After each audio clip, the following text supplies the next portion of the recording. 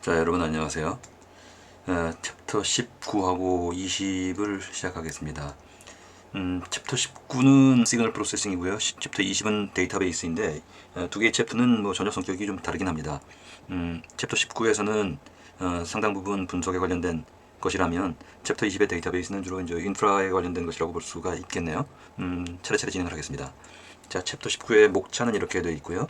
시그널에 대한 일반적인 사항들, 그 다음에 특히 이번 챕터에서는 패스트 푸리어 트랜스폼에 대한 얘기와 그 활용이 나와 있습니다. 그 중에서 특히 피크, 즉 시그널 중에서 피크의 속성 데이터를 파악하고자 하는 것입니다.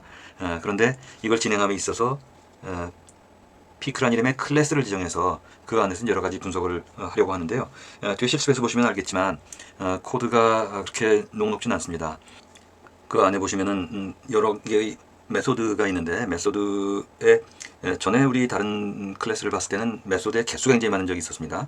근데 이번에 피크 클래스는 메소드의 개수보다는 개수가 그렇게 많지는 않지만 어쩌면 뎁스가 좀 깊어서요. 하나의 메소드, 즉 하나의 펑션, 클래스 안에 있는 하나의 펑션이 상당히 복잡도가 있기 때문에 그것들을 계속 이 팩토링을 했습니다. 팩토링을 한다는 것은 하나의 함수를 여러 개로 나눈다든지 여러 개 함수를 하나로 붙인다든지 가장 큰 목적은 좀 더 체계적인 프로그램을 만들기 위해서요. 그래서 여기 P 클래스에서는 하나의 메소드로 구성될 수 있었지만 그것이 상당히 깊은 로직들을 담고 있기 때문에 그것들을 여러 개로 파티셔닝해서 나누었습니다. 이 P 클래스에서는 여러 개의 메소드를 정의함에 있어서 메소드의 개수, 즉 횡적으로 여러 개의 많은 메소드를 만들진 않았지만 적은 수의 메소드이지만 그 메소드들이 계속 다른 메소드를 호출하는 방식으로요. 이제 그때 특히 전에 우리가 그걸 다룬 적이 있죠. 이렇게요. 그래서 def문으로 시작될 때 메소드 앞에 싱글 스코어가 있으면 이게 일종의 프라이빗 메소드 형식이어서요. 외부에서 이 메소드를 호출하는 것은 기대하지 않고 이 내부에서 클래스 내부에서 하나의 def가 어떤 def가 있을 때 이 안에서 단순히 호출하기 위한 목적의 그런 메소드가 있습니다. 그런 것들을 보통 앞에 싱글 언더스코어를 붙이는데 이제 그런 것들이요. def문으로 진행되는 메소드가 여러 개 있는데 특히 하나의 메소드에서 이런 이 프라이빗 메소드를 여러 개를 호출하는 방식이거든요. 이제 그만큼 로직이 좀 복잡한 로직을 담고 있다고 볼 수가 있는데 이제 그런 것들을 좀 유의하실 필요가 있을 것 같습니다. 구현상의 얘기입니다. 근데 이론상으로도 아마 시그널 프로세싱이나 시그널 어널리시스에 관련돼서 따로 보지 않으셨다면 이번 챕터 19에서 나오는 내용들은 그런 것들에 대한 좀 보충 내용이 좀 필요할 것 같아서요. 이번 자료에서는 그런 것들을 좀 보충한다고 보충을 해보았습니다. 그 2D 젤 일렉트로폴리시스요. 그러니까 2차원 젤 전기 용동 데이터, 이미지 데이터입니다. 그 이미지 데이터를 통해서 거기에 나와 있는 이미지를 분석하는 것인데 앞서서 봤던 것처럼 단순히 이미지 분석이 아니고 그 이미지의 패턴을 분석함에 있어서 시그널 프로세싱의 여러 가지 알고리즘을 적용을 해서요. 그걸 통해서 단백질의 발현 패턴 이런 것들을 분석하고자 합니다. 그래서 이제 이론적으로는 이런 시그널 프로세싱에 대한 여러 가지 항목들이 있는데 이제 그런 것들을 통해서 이 P 클래스에서 피크 피킹 어떤 것들이 진정한 피크이냐. 여기서 피크라는 것은 주로 어느 쪽에서 어떤 형식으로 이 단백질의 발현이 많이 일어났느냐. 그 정도를 좀 계량화시키는 것이죠. 그리고 그걸 함에 있어서 피크 피팅 단순히 그냥 뭐 이 어느 쪽에 밀집되어 있다가 아니라 밀집되어 있는 패턴들을 노이즈 같은 것들을 좀 감안하면서 보기 위해서 로렌츠 모델이요. 로렌지안 패턴이라는 시그널 프로세싱의 어떤 모델을 이용하는 그런 이해가 중심이 되고 있습니다. 그래서 이제 그런 것들은 결론적으로는 그 이미지 분석에 시그널 프로세싱을 결합한 형식으로 단백질 발현 패턴의 분석 뭐 이런 것들이 챕터 19의 이제 주제가 된다고 할 수가 있겠습니다. 자, 하나씩 보시면은요. 먼저 시그널에 대한 얘기가 나옵니다. 시그널이라고 할 때는 뭐 우리가 생각할 땐 일반적인 신호입니다만 기본적으로는 신호는 기본적으로 우리가 측정하는 신호들이 거의 대부분 이제 아날로그 패턴이지요. 그것이 어떤 것이 됐든 이미지나 광선이나 음파이거나 또는 여러 가지 생체 정보이거나가 대부분들 아날로그 신호일 수밖에 없습니다. 그런데 신호 분석을 하기 위해서는 아날로그 분석을 디지털화 시켜야 되겠죠. 그 디지털화 시키는 것은 기본적으로 이제 샘플링이 있죠. 그 아날로그 신호들이 일정한 주기의 이런 사인 코사인 패턴을 가지는 않지만 여러 가지 복잡한 패턴들을 가질 겁니다. 그런데 이런 것들을 샘플링하기 위해서는 여러 가지 타임 슬라이스를 주어서요. 각각마다 샘플링을 해야 되는데 샘플링을 할 때는 일정한 주기의 한도가 있죠. 어느 이하로 하게 되면 제대로 파악을 할 수가 없습니다. 여기서 지금 예컨대 이런 파형이 있다고 할 때 이것들을 너무 듬성듬성하게 하면은 측정을 하면 그러면 전체의 패턴을 알 수가 없죠. 물론 이 주기를 아주 조밀하게 가져가면 좋겠지만 이제 그런 것들은 또 측정이 여러 가지 한계들이 있기 때문에요. 그래서 이제 이에 관련돼서는 나이키스트 프리퀀시라고 해서 가지고 있는 본연의 내추럴 프리퀀시 대비해서 2배 오메가라고 이제 합니다만 그런 이제 적어도 2배 이상의 주기로 측정해야 된다. 뭐 이런 것들이 있죠. 뒤에서는 나이키스트 프리퀀시에 대한 얘기를 잠깐 좀 보충해서 보려고 하고요. 어쨌든 이렇게 이제 이 아날로그 신호를 샘플링을 해야 될 겁니다.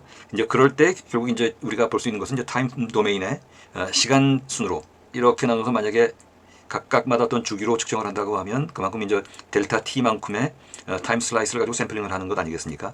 이제 그렇긴 하지만 이렇게 해서 가져가는 소위 타임 도메인상의 시그널도 의미가 있지만 이것들의 이 주파수, 이 프리퀀시를 측정하는 것이 더 중요할 수도 있습니다.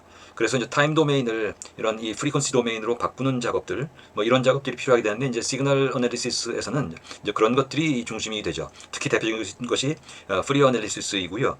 뒤에 이제 그런 얘기들이 중심이 되게 됩니다. 어쨌든 여기 지금 그림에 보시는 것은 어떤 신호가 있을 때 이들 신호는 이 시간 순으로 보는 타임 도메인도 중요하지만 이제 이때는 X축이 이제 타임이 되죠. 하지만 이것들을 주파수로 놓고 보면 주파수의 예컨대 진폭이나 진동수나 뭐 이런 것들을 측정하는 이런 패턴을 측정하는 두 개의 측면이 있다는 것입니다. 그래서 이것들을 서로 이제 변환해서 분석하고 특히 이 프리퀀시 도메인으로 분석할 때의 중요한 점은 특성을 그대로 파악할 수 있어야 될 뿐만 아니라 필요하다면 다시 원형으로 복귀시킬 수도 있어야 되겠죠. 뭐 그런 조건들을 이제 만족하는 방식으로 여러 가지 분석을 하게 됩니다. 자, 여기 나와 있는 것처럼 이런 주파수 분석을 할 때는 퓨어 프리퀀시 시그널로 우리가 일반적으로 지금 사용하고 있는 모델들이 x of t equal a 곱하기 자연상수, 자연로그상수 e2 I2 파이 오메가 t 뭐 이 모델을 주로 이용을 하죠. 물론 이제 이 안에서도 여러 가지 변형이 있고요. 우리 교재에서 잠깐 나와 있는 것은 그 파형이 이렇게 오르내리면서 내려가는 것들, 이런 감쇄, 이 디케이가 있을 때 이런 것들을 감안하는 모델로 변형된 여러 가지 모델도 제시하고 있습니다. 이제 그런 것들을 통해서 시간 순으로도 마찬가지지만 주파수 측면에서도 이런 것들을 시각화하고 여러 가지 특성을 분석하는 것, 이게 이제 시그널 어널리시스의 중요한 주제가 되겠습니다. 이게 중요한 이유는 앞에서 이제 말씀드렸다시피 이번 챕터에서는 그 2D 젤 일렉트로포레시스 데이터, 이미지 데이터를 갖고 반응 패턴을 분석하는 것을 예제로 들었지만 그 이외에도 예컨대 심전도 분석이라든지 MRI 등등 해서 상당히 많은 생체 정보 획득 문제들이 있고요. 그 이외에도 이제 뭐 예컨대 보행 분석이라든지 뭐 따지고 보면 우리가 계량 분석을 하는 거의 대부분의 것들은 측정의 문제가 이제 원천적인 문제가 되죠. 그리고 측정은 대부분들 앞에 말씀드린 것처럼 그 아날로그 데이터를 받아서 디지털화 시키고 컴퓨터를 통해서 분석하기 위해서 다양한 측면에서의 분석이 필요하게 되죠. 그런 면에서는 이제 이번 챕터의 내용이 상당히 중요성이 있다고 생각이 됩니다. 전반적으로 봐서는 시그널 획득을 하고 전처리를 하고 이 전처리는 여러 가지 방식이 있겠습니다. 우리 뒤에서 보시면 여러 가지 이제 일종의 컨볼루션 형식으로 하기도 하고요. 노이즈를 제거시킨다든지 뭐 이런 것들을 필터링하는 이런 것들도 중요하고요. 그러고 나서 이제 피처 익스트랙션, 이 피처라고 하면 말하자면 우리가 일반적으로 얘기하는 피처를 얘기합니다. 어떤 형식으로든 측정된 데이터를 분석하기 위해서 여러 가지 모델을 적용시키게 되는데 거의 대부분의 모델들은 이런 이 행과 열을 갖는 이런 테이블 데이터를 필요로 하게 되죠. 이때 이 컬럼 하나하나를 피처라고 볼 수가 있는데 결국 우리가 분석 대상이 되는 중요한 피처를 어떻게 잘 나열하느냐 하는 문제가 되겠습니다. 자, 그러고 나서 그렇게 된 이후에나 소위 이제 다운스트림 분석 그리고 해석 뭐 이런 것들이 가능해집니다. 뒤에서 좀 더 보충해서 말씀을 드리겠지만 먼저 우리 교재에 나와 있는 것을 보면 Fast Fourier Transform, 보통 FFT라고 얘기하는 것이요. 그 아날로그 신호를 사인과 코사인으로 이루어진 형식으로 변환시키는 것, 그런 것이 푸리어 트랜스폼인데 이 계산을 함에 있어서 소위 이제 그 오브 n 스퀘어, 즉 n이라는 것은 데이터의 개수 내지는 샘플링의 빈도수를 얘기하게 되고요. 이런 알고리즘 측면에서의 성능을 볼 때 이 옵티멀 성능은 어디에 좌우되냐면 n 스퀘어에 좌우되기 때문에 이 성능상에 상당한 한계를 갖게 됩니다.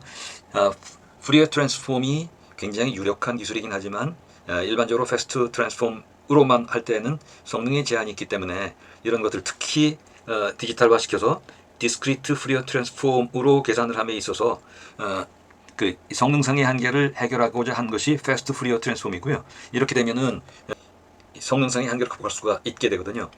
뭐 뒤에서 좀 보충해서 말씀을 드리겠습니다만, 그래서 fast Fourier transform을 통해서 분석하는 내용이 이번 챕터의 중심 내용이 되겠습니다. 이 fast Fourier transform은 상당히 로우 레벨 계산이 되는데, 이와 관련돼서 파이썬에서는 numpy에서도 그런 펑션을 제시하고 있고 FFT라는 이름입니다. 그다음에 scipy에서도 이제 그런 것들을 적용하고 있어서 두 가지 중에 선택적으로 우리가 이용할 수가 있습니다. 맥락에 따라서 우리가 선택하게 되죠. 자, 앞에서 말씀드린 것처럼 이제 피크 분석이 있는데, 피크 분석을 얘기함에 있어서 먼저 앞에서 말씀드린 내용들이 여기 나오네요. 그래서 보통 우리가 그 아날로그 데이터를 측정하기 위해서 샘플링을 하게 되는데, 샘플링을 함에 있어서는 이 프리퀀시는 그 어떤 주기로 할 것이냐 분의 1이 되죠. 만약에 어떤 신호가 있을 때 아주 듬성듬성하게 하게 할 경우는 프리퀀시가 일정함에 있어서 이 초가 이 델타 t가 커지면 fs가 작아질 겁니다. 프리퀀시가 작아진다는 얘기죠. 샘플링 프리퀀시가 작아진다는 것이고요. 그래서 이런 관계가 있는데, 나이키스트 프리퀀시에 의하면 적어도 2 델타 t분의 1이 되어야 올바른 샘플링이 된다 하는 것이고요. 이때 올바른 샘플링이라고 하는 것은 이렇게 샘플링을 해서 디지털화 시킨 후에도 필요하다면 우리가 다시 역으로 그 원형의 아날로그 신호를 복원할 수 있기 위해서는 중요한 특성을 그대로 유지한 채로 아날로그 신호로 복구하기 위한 최저 조건이 나이키스트 프리퀀시라는 얘기거든요. 이때 이것을 펀더멘털 프리퀀시라고 부르고, 관계는 앞에서 얘기한 것과 같은 이런 관계를 통해서 도출이 되게 됩니다. 어쨌든 여기서 얘기하고자 하는 요점은 최소한의 샘플링 프리퀀시는 나이키스트 프리퀀시로 우리가 대변되는 2 델타 t분의 1이라는 것이고요. 이제 그것에 의거해서 그 기반 위에서 우리 교재에서는 피크 클래스를 구성을 하고, 이 코드를 통해서 어떤 부분이 피크라고 볼 수 있는지, 왜냐하면 우리가 일반적으로 볼 때 피크라고 할 때 피크의 조건이 그 주관적일 수가 있거든요. 또는 노이즈에 의해서 영향받을 수도 있고, 또는 이런 이 샘플링 후에 디케이되는 패턴에 따라서 영향을 받기도 하고요. 굉장히 여러 가지 요인들에 의하기 때문에 그 피킹을 어떤 것이 피크인지를 우리가 가려내기 위해서 몇 가지 이 구현을 시키고요. 그 이후에 그것에 대해서 엄밀한 피크 피팅, 여기서 이제 로렌츠 모델을 이용해서 피팅을 시켜서 그래서 나온 것들을 가지고 우리가 판단을 하겠다 하는 얘기입니다. 피크 분석 말씀이 계속 진행이 되는데, 피크 분석을 함에 있어서는 앞에 말씀드린 그런 맥락에서 먼저 프리에 트랜스폼을 통해서 피크 분석을 하게 됩니다. 피크 분석을 함에 있어서는 인터폴레이션 문제, 인터폴레이션은 말하자면 이제 일종의 보관법 같은 것들인데, 이 간격이 그 가장 이상적인 것들보다 좀 넓게 퍼져 있을 때, 이때 일종의 인터폴레이션을 통해서 값을 계속 예측해 나가는 방법을 취할 수밖에 없다는 것이고요. 나이키스트 프리퀀시는 앞에서 말씀드린 바와 같고, 이 나이키스트 프리퀀시에 의거해서 우리가 피크 분석을 할 때 나타나는 개념이 FWHM이라는 게 있습니다. 이것은 Full Width at Half Maximum인데요. 우리 교재에 나와 있는 그림을 통해서 보시면요, 예컨대 이 신호가 있고 이 신호가 있습니다. 물론 이 상태에서는 타임프레임 0부터 타임프레임 100까지, 이 타임 0부터 타임 100까지 사이에 여러 시그널들이 지금 오가고 있죠. 자, 이 중에 어디가 피크인지를 따짐에 있어서 예컨대 피크 A의 경우는 피크 A의 높이가 여기입니다. 그러면 피크 A의 경우는 예컨대 지금 여기서는 40, 60에 한 70 정도가 되네요. 하이트가. 그러면 한 35 정도? 이게 전체의 중간이라고 볼 수 있을 겁니다. 그리고 이 중간점, 예컨대 35 정도, 요 하이트 값을 가지는 X축의 값, 이 범위를 X축의 범위로 잡겠다는 것입니다. 같은 논리로 예컨대 피크 B의 경우는 지금 하이트 값이 약 50 정도가 되네요. 그럼 50의 절반인 한 25 정도, 25 정도를 놓고 25에 해당되는 X축의 값이 있을 겁니다. 그래서 이 범위를 X축의 구간으로 잡고 이 구간에서의 피크 B의 예컨대 면적이라든지 뭐 이런 것들을 보겠다는 것이죠. 여기 말 그대로 FWHM이라는 것은 하프 맥시멈이 될 때의 X축의 값, 구간 값일 겁니다. 그 구간을 정해서 그 구간 내에서 피크가 이루어진다고 보겠다라는 것이죠. 뭐 여러 가지 방법이 가능하지만 일반적으로 많이 쓰이는 방법이 이제 이런 FWHM이고요. 우리 교재에서도 이제 그 방법을 이용하고 있습니다. 자, 몇 가지 보충을 해서 보겠습니다. 신호 분석의 일반론을 보면 시그널이라는 것을 어떻게 부를 것이냐인데 시그널은 앞에서 말씀드린 것처럼 아날로그 신호가 대부분이지만 그 아날로그 신호라는 것을 그냥 고지고대로 그렇게만 봐가지고는 좀 더 세부적인 또 객관적인 분석을 하기가 어렵기 때문에 우리는 시그널을 동적인 측면에서요, 시간순으로 어떤 진행이 있고 이것들의 또 주파수적인 측면이 있고, 그래서 이런 것들을 계량화시켜서 분석하기 위해서는 그 현상의 특성을 나타내는 시그널을 함수로 표현해서 이용하는 방법을 취하고 있습니다.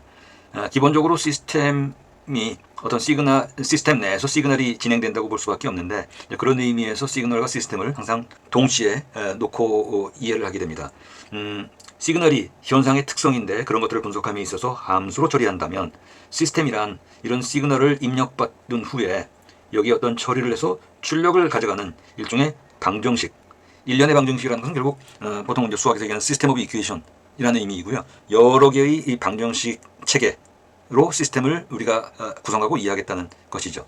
그래서 이때 이 시그널 처리라는 것은 여러 가지 의미를 내포하고 있지만, 이제 우리가 일반적으로 시스템 어널리시스 내지는 시스템 프로세싱 관점에서는 이렇게 입력되는 시그널을 또는 출력되는 시그널을 해석하거나 합성하거나 변환하거나 필터링하거나 뭐 이런 것들을 보통 이런 시그널 프로세싱의 범위로 생각을 합니다.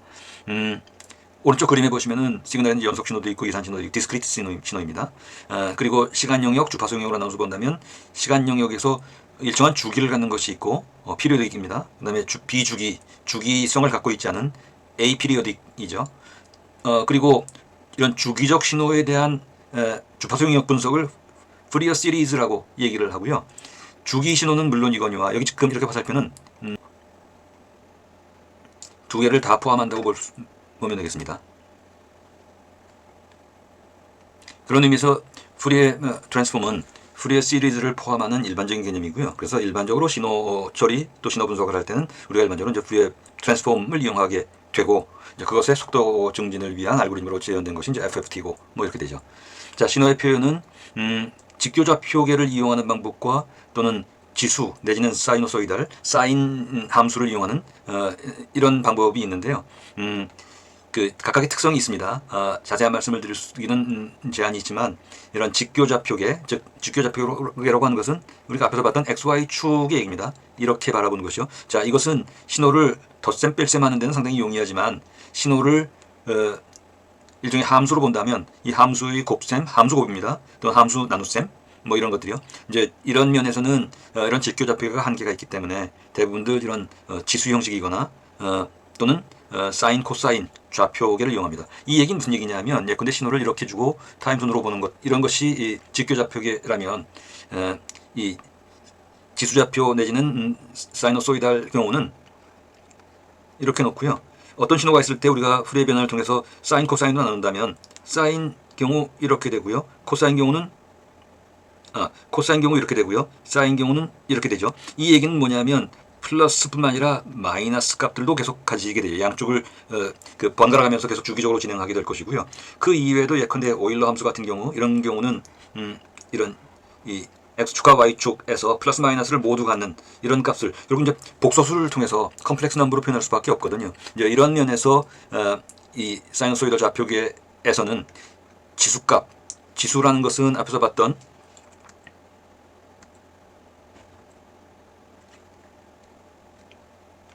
뭐 이런 형식을 얘기합니다. 그래서 이제 이런 표현을 통해서 여러 신호를 좀 더 세부적으로 분석을 하게 되죠. 자, 그리고 이때 제가 말씀드릴 때 뭐 이 신호를 함수로 보고 함수의 곱셈 나눗셈이라고 한다면, 결국 이 부분은 우리가 샘플링된 데이터를 행렬 데이터 매트릭스로 놓고 매트릭스의 곱, 또는 매트릭스의 나눗셈, 매트릭스의 나눗셈이라고 하는 건 그리고 이제 역함수 같은 인버스 매트릭스 이런 것들을 계산하는 것이 되고요. 이제 로우 레벨로 들어가면 이제 이런 것들이 전부 감안돼야 될 겁니다. 물론 이제 일정 수준에서 우리가 그 앱스트랙션 레벨을 좀 가져가야 되겠지만 어쨌든 기본적으로 신호를 표현함에 있어서는 이런 두 가지 방법이 있다는 것들을 우리가 염두에 둘 필요가 있습니다. 그리고 진행함에 있어서 이런 내용들이 상당 부분 노출이 되어 있고요. 개념상으로는 이런 신호 분석을 할 때 푸리어 트랜스폼을 하고 이 과정에서 이런 사인 코사인 좌표계를 이용한 복소수 표현들이 있다는 것들을 일단 염두에 두시면 훨씬 이해하는데 그 어려움이 좀 덜할 것으로 생각이 듭니다. 또 한 가지는 시그널 분석을 할 때 시그널의 그 에너지라는 개념과 파워라는 개념 이 두 개의 개념을 같이 생각해 볼 필요가 있습니다. 우리가 에너지라고 하면 에너지는 이 신호, 시그널에 포함된 에너지는 유한할 수 있고 무한할 수도 있습니다. 이 시그널에 포함된 에너지가 유한한 경우는 유한한 대로 우리가 계산할 수가 있습니다. 이때 x of t요. x of t는 뭡니까? 시간 순으로 진행되는 어떤 파형들 이거를 x of t라고 얘기를 하고요. 그런데 이것에 제곱을 붙인 것은 우리가 사이노소이달 볼 때 이때 이렇게 계속 주기적으로 다시 그리자면 이렇게 주어지겠지만 이것들을 주파수 분석을 하면 예컨대 어떤 사인 또는 어떤 코사인 이런 것들의 이 서메이션을 통해서 이런 것들의 서메이션을 통해서 우리한테 주어진 시그널을 표현할 수 있을 겁니다. 자, 이때 플러스계와 마이너스계 또는 달리 표현한다면 복소수에서의 실수계와 허수계 리얼 넘버와 이미지너리 넘버 이런 것들을 계속 교차하기 때문에 이때 에너지를 표현할 때는 항상 절대값의 제곱 형식을 취하게 되죠.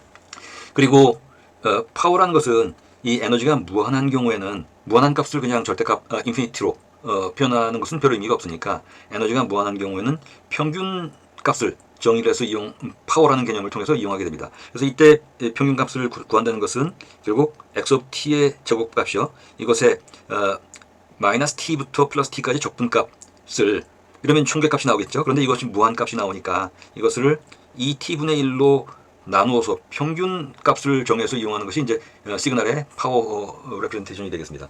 그래서 이제 이런 두 가지 개념이 동시에 있다는 것들을 염두에 둘 필요가 있겠습니다. 자, 그 다음에 그 로렌치안 모델이라는 개념이 나오는데요. 이 부분은 우리 교재에서 나오는 예제 코드가 이 로렌츠 모델을 적용하고 있기 때문에 그에 대한 말씀 간단하게 드리겠습니다. 세부적인 말씀을 드릴 수는 없지만 몇 가지 우리가 코드를 이해하는 데 필요한 정도의 차원에서 잠깐 말씀을 드릴게요. 신호의 샤프 피크 또는 와이드 윙 이런 겁니다. 예컨대 신호가 이렇게 있을 때 어떤 피크 값이 있다면 피크 값이 얼마나 샤프하게 이렇게 갈 수도 있을 것이고요. 또는 아주 뾰족한 형식으로도 갈 수가 있을 겁니다. 이런 샤프니스 또는 이것들의 그 위츠 문제요.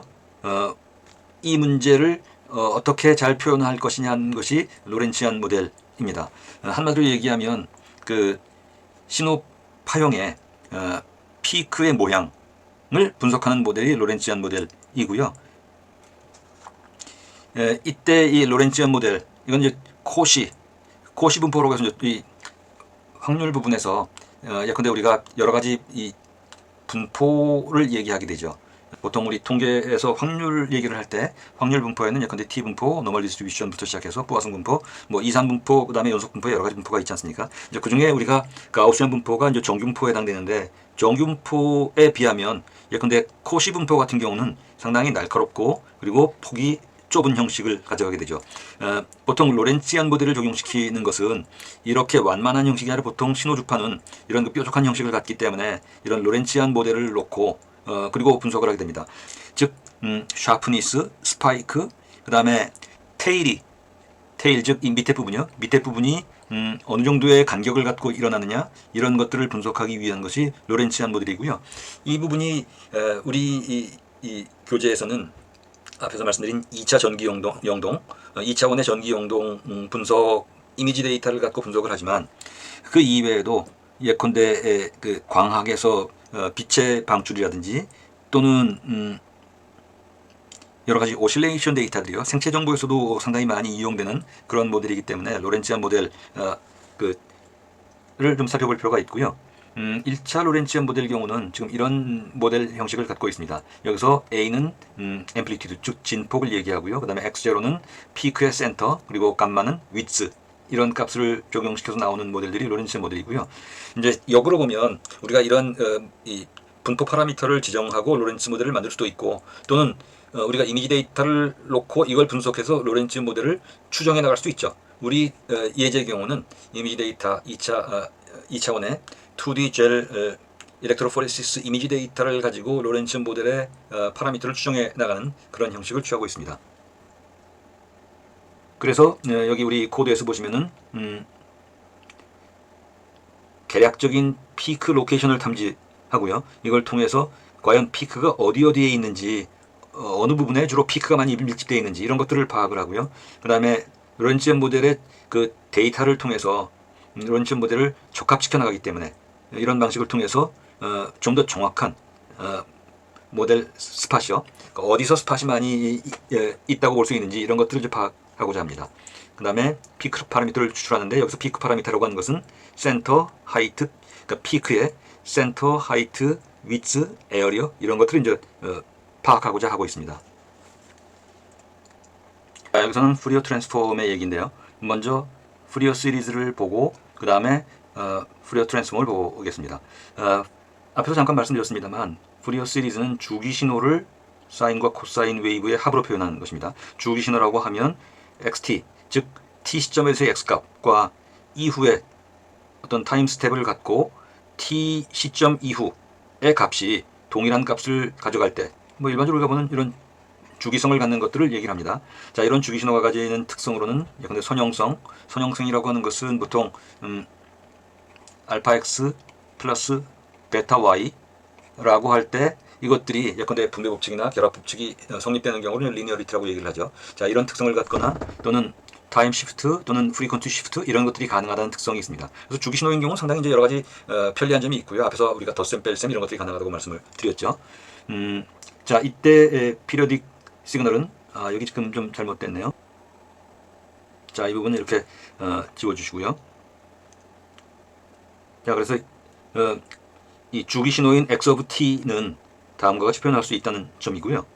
보시면은 각각 사인과 코사인의 합으로 구성되어 있고 이것들이 초기값 얼마 이후에 계속 반복되는 것, 뭐 이렇게 생각해 볼 수가 있을 겁니다. 자, 그리고 이때 이런 주기 신호를 푸리어 시리즈라는 개념을 통해서 사인과 코사인으로 바꾼다고 할 때 이때 주기나 진폭 등등은 다음과 같은 모델상의 공식을 통해서 우리가 추출해 나갈 수가 있습니다.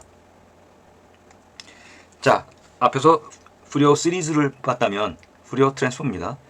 푸리어 트랜스폼은 피리오딕도 가능하지만 넌 피리오딕도 가능한 그런 확장된 개념이라고 볼 수가 있고, 마찬가지로 타임 도메인에서 프리퀀시 도메인으로 변환을 시켜서 이제 그런 의미에서 다시 이 사인과 코사인의 합, 여러 개의 사인, 여러 개의 코사인의 합으로 구성할 수 있다는 점입니다. 자, 이때 푸리어 트랜스폼의 모델에 의하면은 이렇게 진행되어 있고요. 이 부분들이 이제 지수 좌표계라고 볼 수가 있고요. 이것은 결국 복소수 형식으로 우리가 그 분석을 하게 됩니다. 이런 푸리어 트랜스폼은 이 생명공학 부문에서도 예컨대 셀 바이올로지라든지 또는 마이크로바이올로지라든지 뭐 이런 경우에 여러 가지 이용이 되고 있고요. 예컨대 트랜스크립션, 그 다음에 뉴러널 액티비티 패턴이네요. N자가 빠졌고요. 그리고 셀룰러 프로세스 이런데 또 NMR, 항상 인버스 트랜스폼도 가능합니다. 인버스 트랜스폼이라고 하면 결국 타임 도메인을 프리퀀시 도메인으로 변환을 시켰죠. 그리고 나서 필요하다면 다시 이런 것들을 원상 복구시킬 수 있다는 얘기입니다. 그것에 관련된 것이 인버스 트랜스폼입니다. 자, 패스트 푸리어 트랜스폼은 푸리어 트랜스폼을 DFT, 디스크리트 푸리어 트랜스폼을 통해서 빠르게 계산하기 위한 그런 알고리즘을 얘기하고요. 앞에서 잠깐 말씀드렸습니다만 O of n 스퀘어를 O of n 곱하기 로그 2의 n으로 연산수를 축소시켜서 실질적으로 상당히 적용하기 어려웠던 분야까지 우리가 적용이 가능해졌습니다. 여기서 DFT라고 하면 그 FFT의 이제 세부적인 알고리즘 부분이 되겠고요. 이 부분에 관련돼서는 이제 대표적으로 쿨리-튜키 알고리즘 이런 것들이 지금 현재 이용이 되고 있는데 그 세부 사항까지 우리가 알지 않더라도 이번에 넘파이나 사이파이의 FFT 모듈을 통해서 우리가 이용을 할 수가 있습니다. 자, 그러면 챕터 19의 실습으로 넘어가 보겠습니다.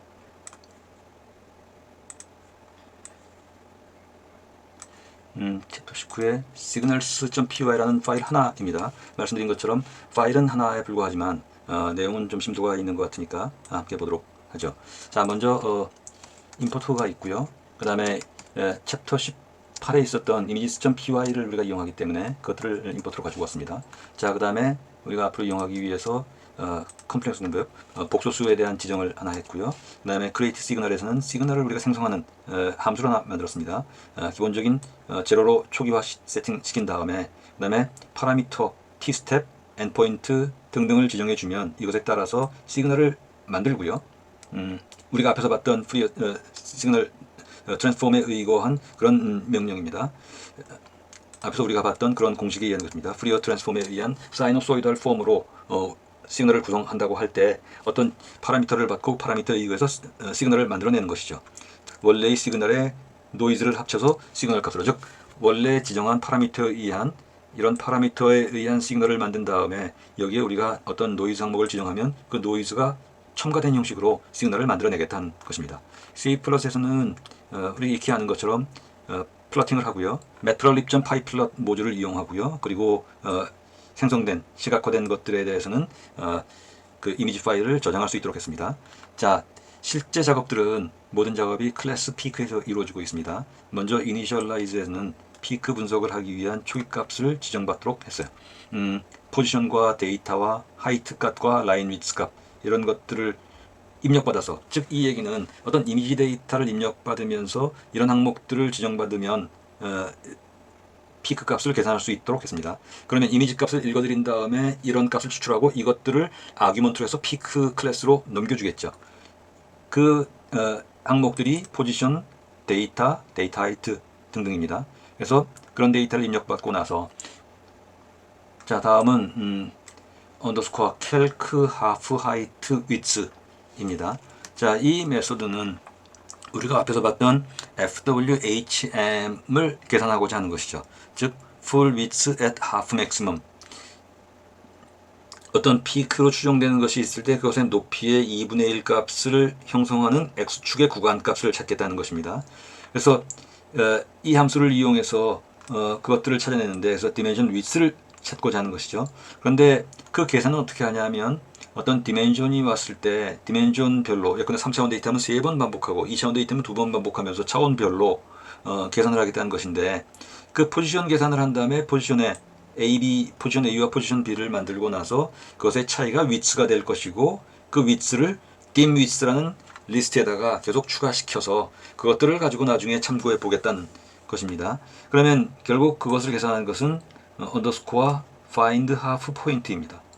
앞에서 말씀드린 것처럼 일종의 private 메소드이고요. 그래서 그 내용을 보면 half height point인데 데이터 하이트가 왔을 때 이것이 y축을 기준으로, x축을 기준으로 사인, 코사인 웨이브를 구성한다면 플러스일 수도 있고 마이너스일 수도 있기 때문에 절대값을 취했습니다. 그것에 0.5를 곱해서 하프 하이트를 계산을 하고요. 그 하프 하이트를 가지고 초기화 시킨 다음에 그 다음에 두 개의 루프를 진행을 합니다. 하나의 루프, 또 하나의 루프요. 첫 번째 루프는 포지션 A를 하나씩 줄여가면서 왼쪽으로 진행시키겠다는 겁니다. 어떤 픽셀 데이터, 하프 하이트를 갖는 값, 원래의 값에서부터 왼쪽으로 하나씩 하나 줄여나가면서 반복 계산을 하겠다는 것인데, 그런데 이때 반복 계산을 하는 과정에서는 리니어 인터폴레이션을 합니다. 그래서 이 값이 나올 때 포지션 A 값을 구하고 브레이크 하겠다는 것이고요. 이 값이 나올 때까지는 계속 반복하겠다는 것이죠. 자, 이번에는 다시 원상복구를 한 다음에 오른쪽으로 포지션 B를 오른쪽으로 픽셀 값을 오른쪽으로 증가시켜 가면서 다시 인터폴레이션 값을 취하고 그것이 발견되면 브레이크하고, 그때까지는, 그것이 찾을 때까지는 반복해서 포지션 A와 포지션 B를 찾아내겠다는 것입니다. 자, 그러면 지금 예, 여기까지 진행이 됐죠. 자, 그러고 나서 라인 위츠를 가지고 오고 나머지 값들 앰플리튜드나 포지션, 라인 위츠에 피팅된 값, 이 피팅된 값이라는 것은 로렌치안 모델을 적용시키려고 하는데 그 값은 아직 적용이 안 됐으니까 이 부분은 그냥 난 값으로 일단 초기 값을 잡아놓겠다 이죠. 이 함수로 했을 때는 init 함수에서는 그렇게 끝이 나게 됩니다. 전부 private 함수였고요. 그 다음에 두 번째 중요한 함수는 이제 fit 함수가 됩니다. 이 fit 함수는 이 로렌치안 모델을 적용시키고자 하는 함수이고요. 그래서 데이터의 쉐이프를 넘포인트로 잡아놓고 그리고 피크의 포지션, 피크 포지션이 잡히면 피크 포지션을 쭉 늘어놓습니다. 이누메레이트니까 0번부터 순위 값으로 쭉 늘어놓을 겁니다. 그리고 그들 각각을 딤과 포인트로 놓을 겁니다. 자, 그리고 나서 이들 각각에 대해서 스타트를 맥스, 엔드를 미니멈 값으로 놓고 그리고 반복해서 리존이라는 데 추가를 시킵니다. 그리고 나서 여기서 fit 데이터를 get region 데이터, 즉 get region 데이터, 즉 밑에 함수로 넘겨서요 region 값을 가지고 옵니다. 쉽게 얘기하면 예컨대 5x5 또는 7x7 또는 9x9의 어떤 이 그리드 값을 잡아놓고요. 그것들을 계속 동원해 가면서 훑어가겠다는 것이죠. 이건 혹시 딥러닝의 컨볼루셔널 뉴럴을 생각하시면 그 컨볼루션과 아주 유사한 것입니다. 그래서 그렇게 튜플로 리전을 잡아놓고 나서 그 리전이 셀프점 데이터의 인덱스가 슬라이시스인 이것이 리전이 될 겁니다. 그 리전에 해당되는 데이터를 가지고 와서 그것을 하이트 값으로 나눈 값을 일단 fit 데이터의 초기 값으로 놓습니다. 그리고 그 다음에 우리가 이 로렌치안 모델을 통해서 추정하려고 하는 앰플리튜드, 오프셋, 라인 위드 스케일 등등은 일단 각각 1, 2나 0으로 초기화시킨 후에 그리고 실제로 적용은 로렌츠 모델을 이걸 통해서 적용시키고자 합니다. 그런데 보시면 여기서도 fit underscore fit func의 앞에서 우리가 이 구간 값이요. 우리 모델에서는 7x7의 구간을 이용하고 있는데 7x7 리전의 파라미터를 적용시키는 것들을 아규먼트로 적용시킨 것을 지금 보시면은 람다 함수입니다. 람다 함수는 인라인 펑션이죠. 별도의 def를 통하지 않고 하나의 함수를 지정하는 것인데 즉 파람수를 아규먼트로 주는 함수를 self._fitfunc로 지정하고요. 이 함수가 지정된 것을 언더스코어가 아닌 fitfunc로 새로운 함수 이름을 잡겠다는 것이죠. 다시 말씀드리면 fitfunc가 로렌치안 펑션입니다. 그런데 fitfunction의 정의는 직접 정의하지 않고 이렇게 언더스코어 fitfunc로 대신하겠다. 자, fitfunc는 일종의 코스트 펑션입니다. 코스트 펑션이라고 하면 로렌치안 모델을 적용시킨 다음에 그 모델을 통해서 도출된 값과 원래의 값의 편차를 계산하는 것이라고 할 수 있는데요. 보시면은 먼저 지정받은 디멘셔널 엔딩이라고 놓고 그리고 주어진 값에 의해서 이 모델 피팅시키고자 하는 이 함수 내에서의 변수로 할당을 합니다. 그리고 나서 루핑을 도는데요. 루핑을 돌 때 보시면은 라인 위드스가 0보다 큰 범위인 동안 레인지를 계속 반복하면서 이 계산을 합니다. 슬라이스 1D 이퀄 1.0 오버 요 라인을 보시면은요 1 플러스 4x 제곱 분의 1 이게 바로 로렌치안 모델 1D 로렌치안 모델이죠. 그래서 이 모델을 적용시켜서 슬라이스 1D를 계산을 하고 이 작업은 루프를 계속 돌면서 계속 반복해서 작업을 하게 될 겁니다. 그리고 나서 이 함수요 fitfunc 내에서 어떤 작업을 하게 되냐 하면 이 작업을 하게 됩니다. 하이트를 앰플리튜드 스케일 곱하기 아우터 프로덕트로 계산을 하고 아우터 프로덕트는 이렇게 계산을 했어요. 이 아우터 프로덕트는 디멘전별로 외적을 하는 그런 내용이 되겠습니다. 그렇게 해서 이 fitfunc의 완성이 되고 이 fit func를 부르는 fit 함수가 완성이 되어서 결국 최적의 로렌츠이안 모델의 파라미터를 찾아내게 되죠. 자, 그러면 find peak 메소드를 한번 보도록 하죠.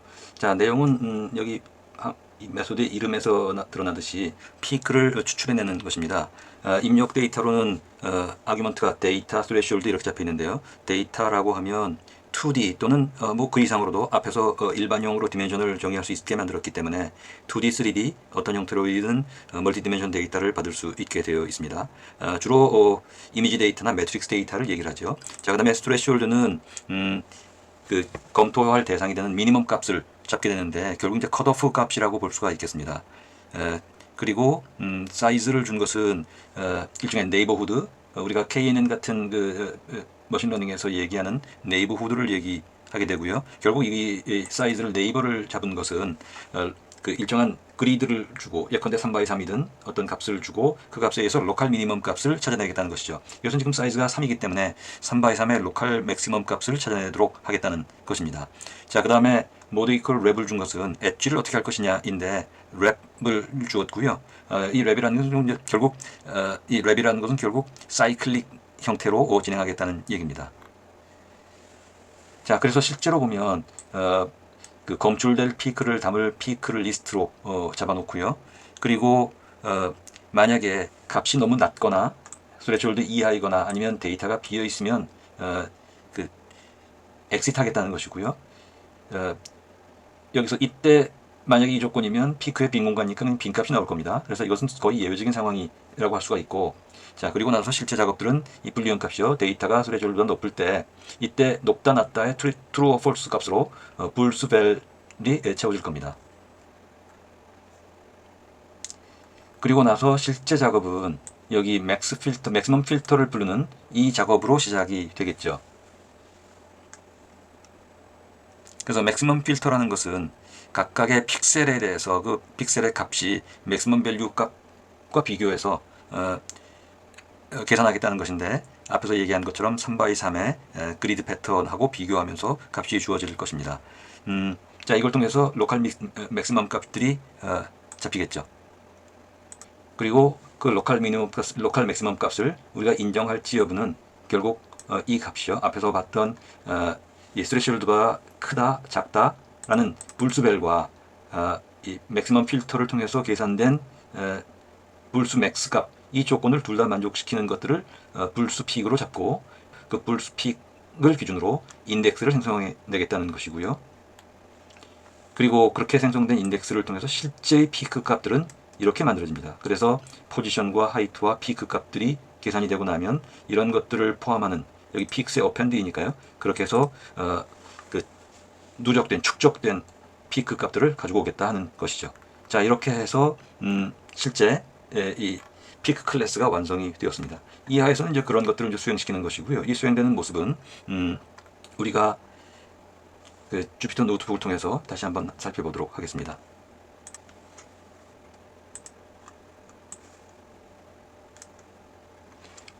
자, 그러면 지금 비주얼 스튜디오 코드를 통해서 봤던 것을 주피터 노트북을 통해서 다시 한번 살펴보도록 하겠습니다. 기본적으로 내용은 동일한 내용입니다만, 보시면 먼저 필요한 항목들을 임포트를 해왔습니다.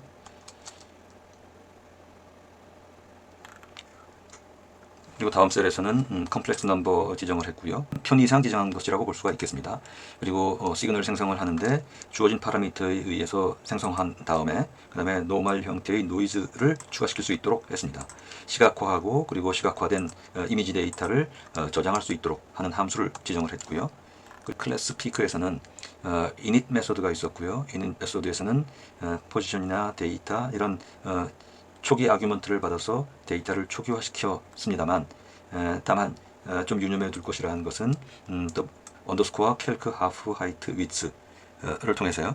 이거는 우리 슬라이드에서 봤던 FWHM이요, full width at half maximum, 구간 값을 찾아내는 것이죠. 그것을 라인 위츠로 받았습니다. 이 실제 계산은 이 메소드에서 진행이 됐었고요. 이때 이 프라이빗 메소드에서는 다시 또 find half point라는 메소드를 이용해서 진행을 했는데 그 내용이 지금 여기 있습니다. 즉 지금 여기까지요. calc half height width하고 find half point는 전부 init 함수를 위한 것이고, 다만 init 함수에서 로직이 복잡해지는 것을 private 함수로 가져왔을 뿐이죠. 이때 half point를 잡는 것은 주어진 height를 주고 그 가운데 값을 기준으로 해서 왼쪽으로 진행되는 것, 그게 while loop였고요.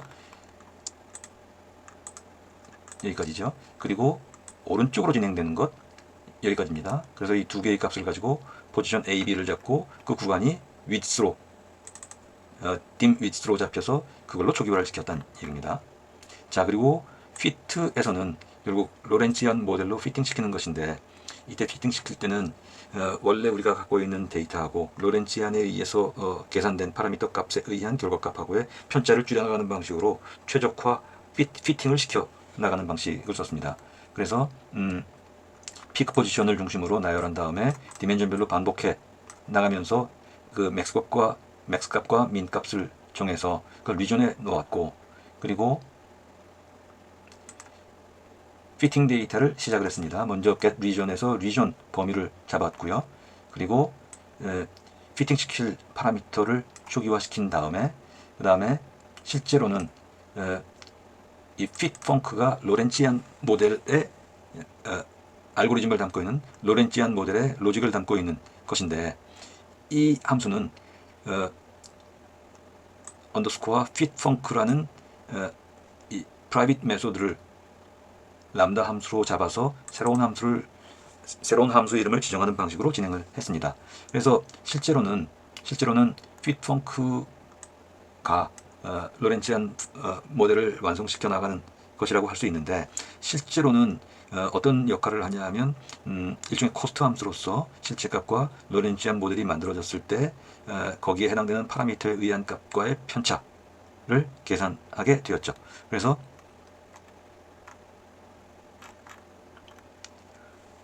그 값들의 편차를 이렇게 구했고요. 즉 실제값과 피팅된 값의 차이의 제곱의 평균값, 거기에 다시 루트를 씌워서 이 코스트를 계산을 했습니다. 그리고 이 코스트가 미니멈이 되도록 하는 값을 찾아내서 그것을 리설트에 놓았습니다. 자, 그러면 그렇게 만들어진 리설트로부터 앰플리튜드 스케일이 만들어졌고요. 그리고 그것들을 통해서 앰플리튜드 스케일을 대상으로 해서 추가적인 계산을 통해서 피팅된 앰플리튜드, 피팅된 포지션, 피팅된 라인 위드스를 찾아내는 방식으로 로렌치안 모델에 의거한 그 피크 값의 특성 데이터를 찾아냈습니다. 이게 결국 결과치가 되죠. 그리고 마지막으로 그 find peak에서는 앞에서 말씀드린 것처럼 인덱스별로 진행시켜 나가면서 맥시멈 필터를 계산을 해서 이거에 의거해서 맞는 인덱스를 찾아내고 그 인덱스에 해당되는 포지션과 하이트와 피크, 이것들을 계산한 다음에 그것들을 최종적으로 이번엔 피크스라는 리스트에 추가시켜서 우리가 원하는 데이터의 스레시홀드를 지정하고 나면 find peak를 통해서 피크스 리스트가 계산되도록 했습니다. 자, 그래서 이것을 수행을 하고요. 그리고 두 개의 합성 시그널을 만들었습니다. 노이즈 패턴을 주었고 만들어냈죠. 그래서 만들어낸 시그널을 보면 이런 시그널이 만들어진 것들을 볼 수가 있습니다. 자, 그리고 여기에 대해서 실제로 출력을 시켜보니까 이렇게 나왔죠. 그래서 보시면은 시그널 스피엔지로 지금 우리가 합성시킨 인위적으로 만들어낸 시그널이 나온 것을 볼 수 있고요. 자, 이것에 대해서 패스트 푸리어 트랜스폼으로 계산을 하니까 f regs라는 결과값이 나왔습니다. 여기에서 리얼 파트 실수부를 뽑아내고요. 여기서는 허수부를 뽑아냈습니다. 그리고 나서 그것에 의한 것을 이렇게 그림으로 한번 출연해 봤죠. 그래서 보면은 ft 프리크와 그리고 이건 이미지너리 파트 허수부입니다. 그 다음에 이건 리얼 파트의 실수부이고요. 그리고 그것의 파워 스펙트럴 값입니다. 자, 그래서 이렇게 인위적으로 우리가 만들어내고자 했는데 그것들이 우리가 원하는 대로 진행된다는 것을 확인을 했고요. 자, 이번에는 우리가 만들어낸 그런 클래스, 피크 클래스를 이용해서 젤2D, 젤2D는 우리가 지금 이 데이터입니다. 이 데이터인데 이 데이터를 가지고 피크 분석을 하고자 했어요. 그래서 얼마나 프로테인의 발현 패턴이 있는지를 파악하고자 했는데 여기서는 그 데이터를 읽어내고 그리고 우리가 챕터 15였나요? 그 images.py에 있는 픽스맵으로 변환을 시켰습니다.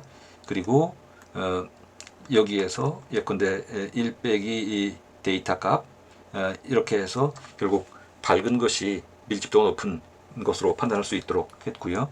여기에 스레시홀드는 0.3, 맥스 값에 0.3을 주었고 그리고 앞에서 우리가 지정했던 find peaks를 적용을 했습니다. 래핑이고 사이즈는 7x7이고 이렇게 지정을 했어요. 자, 그리고 컬러는 255에 00이니까 RGB죠. R이 255이고 G와 B가 0입니다. 그래서 red이고요. 그리고 여기서 우리가 산출해낸 픽스 값 각각에 대해서 피크에 대해서는 해당되는 위치 값 x, y 좌표 값에 x-1, x 플러스 1, y-1, y 플러스 1로 x 표시로 표시하겠다를 지정을 했습니다. 자, 그리고 그것들을 가지고 이미지로 오버레이를 시키고 보여주고 저장해달라 라고 했죠. 그래서 진행을 했고요. 그랬더니 이런 데이터가 나왔네요. 이게 지금 앞서 봤던 데이터를 가지고 피크를 로렌츠형 모델에 의해서 추출해낸 것입니다. 그리고 그 계산 과정은 이렇게 검토해 볼 수가 있었고요. 그리고 좀 추가했습니다만 그렇게 해서 만들어진 피크의 내역들을 보니까 이렇게 되었죠. 그래서 피크가 전체적으로 지금 332개의 피크가 색출이 됐습니다. 그런데 이것들을 보면 이것들의 앰플리튜드 진폭값과 라인 위드 구간값 시죠. 이거는 FWHM에 의한 구간값입니다. 그리고 XY 좌표 값들이 나왔죠.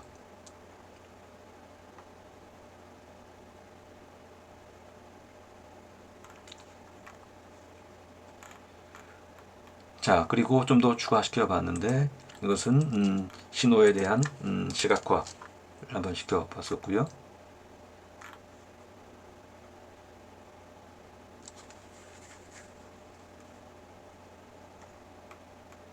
이건 앞에 그대로이네요. 자, 그 다음에 이 분리시각화에서는 또 추가로 좀 해봤는데 이렇게요. 분리시켜서 토탈 시그널과 그리고 로우, 하이 프리퀀시로 이 분리시키는 분해하는 이런 것도 진행을 할 수가 있겠고요. 또 우리 이 교재와 관련돼서는 피크를 분석하는 것이었는데 수행을 시키면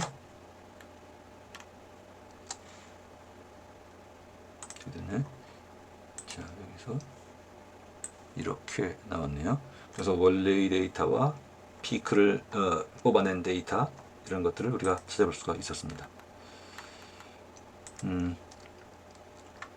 자, 대략 그런 정도요.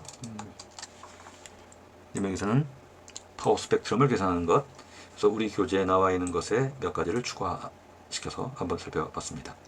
자, 이상으로 챕터 19에 대한 실습을 마치도록 하죠. 자, 그러면 챕터 20을 시작하겠습니다. 챕터 20은 데이터베이스에 관한 것이고요.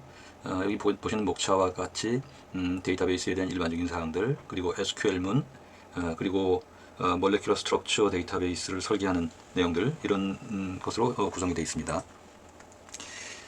몇 가지 기본적인 사항을 말씀을 드리자면, 기본적으로 데이터베이스라고 하면 데이터베이스가 있고요. 데이터베이스 안에 여러 개의 테이블이 존재합니다. 테이블은 마치 우리가 엑셀의 각각의 워크시트 파일이라고 보시면 되는데요. 행과 열로 구성되어 있는 것들이죠. 그래서 보통 하나의 데이터베이스에는 수십 개, 수백 개의 이런 테이블로 구성되어 있고요. 이 테이블을 서로 키값으로 연결해서 사용하는 방식을 취합니다. 이것을 보통 릴레이셔널 데이터베이스라고 하고요. 데이터베이스에는 릴레이셔널 데이터베이스 말고도 NoSQL이라든지 뭐 이런 데이터베이스, 또 오브젝트 릴레이셔널 데이터베이스, 이런 여러 가지 형식이 있지만 릴레이셔널 데이터베이스가 가장 전통적이고 많이 쓰이는 그런 형식이라고 볼 수가 있습니다.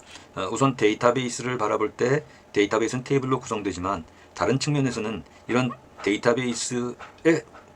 데이터베이스와 데이터베이스를 구성하고 있는 여러 테이블의 구조를 스키마라고 부릅니다. 우리가 엔드 유저를 대상으로 생각한다면, 또는 일반적으로 너무 테이블 구조가 복잡해지기 때문에, 수백 개인 경우를 생각해 본다면 굉장히 복잡하기 때문에요. 이런 것들을 좀 더 추상화시켜서 보기 위한 것이 컨셉추얼 스키마이고요. 그 다음에 이것들을 우리가 설계를 하기 위한 단계로 세부적인 내용들을 구성한 것들을 로지컬 스키마라고 합니다. 여기 모델 디자인이라는 얘기를 스키마라는 말로 변형시켜서 그대로 이용할 수 있습니다. 그래서 보통 개념적 스키마, 논리적 스키마, 물리적 스키마 뭐 이렇게 부르기도 하죠. 여기 보시면은 컨셉추얼 스키마이고요. 그 다음에 로지컬 스키마, 로지컬 디자인에서는 각각의 테이블, 여기서는 지금 타임 테이블, 프로덕트 테이블, 그 다음에 세일즈 테이블, 그래서 예컨대 연, 월, 일 별로 특정 제품이 얼마나 팔렸는지 뭐 이런 것들이죠. 그 다음에 피지컬 디자인 또는 피지컬 스키마는 이 로지컬 스키마에 대응되는 것인데, 이것은 이제 데이터베이스의 제품별로, 데이터베이스의 제품을 DBMS라고 부릅니다. DBMS는 데이터베이스 매니지먼트 시스템인데, 데이터베이스가 일반적인 언어이라면 DBMS는 특정 제품을 얘기를 하죠. 오라클, 뭐 이 사이베이스 등등의 상용 제품이거나, 또는 MySQL, SQLite 이런 오픈 소스이거나 이런 제품을 DBMS라고 부릅니다. 피지컬 모델 디자인 또는 피지컬 스키마는 이런 특정한 제품에 해당되는 것이죠. 특정 제품을 위한 설계입니다. 왜냐하면 제품별로 세부 내용이 구현하는 내용들이 조금씩 다를 수가 있기 때문에 이렇게 구분해서 얘기를 하죠. 그리고 이렇게 설계한 데이터베이스를 이용하는 것은 Structured Query Language라는 이름의 SQL문을 이용하게 됩니다. SQL문은 한편에서는 DDL이라고 해서요, 데이터베이스를 설계하는 그런 구문이 있고, DML은 설계돼서 데이터가 입력된 상태에서 그 데이터를 여러 가지로 조회하거나 업데이트하거나 하는 데이터 매니퓰레이션에 대한 것들이 있습니다. 그래서 이런 것들을 전부 합쳐서 SQL문이라고 부르고요. DDL에서는 Create Database, Create Table 등등의 이름으로 등등의 명령을 통해서 지정을 하게 되고요. DML은 이렇게 해서 데이터가 입력되고 설계가 완료되고, 그리고 여기에 데이터가 입력되고 나면 그렇게 적재되어 있는 데이터를 여러 가지로 질의하고 이용하는 것을 얘기합니다. 그래서 오른쪽 박스에 있는 것은 DML에 해당되거든요. 그래서 select하고 특정 컬럼, 지금 여기서는